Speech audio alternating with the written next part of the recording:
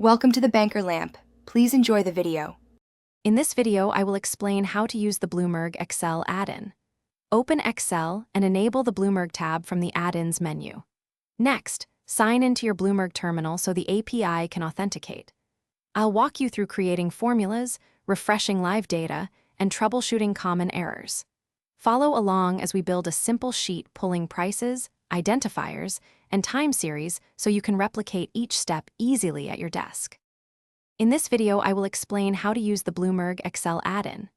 Start by using BDP for single field data and BDH for historical downloads, then layer Excel formulas for analysis.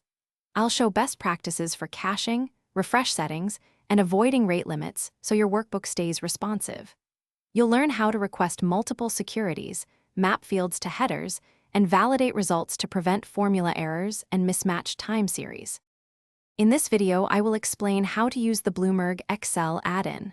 Quick recommendation: the Oala water bottle is great for staying hydrated during long spreadsheet sessions, and it fits in most desk cup holders.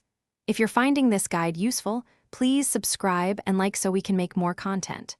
Check the description for the link and other deals, and now let's get back to the video. In this video, I will explain how to use the Bloomberg Excel add-in. Learn advanced tips like using the field search to find mnemonics and building templates with named ranges.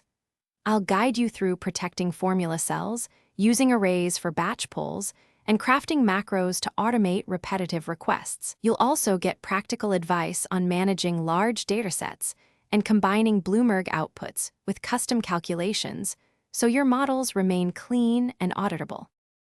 Thanks for watching. If this was helpful, leave a like and consider subscribing. See you next time.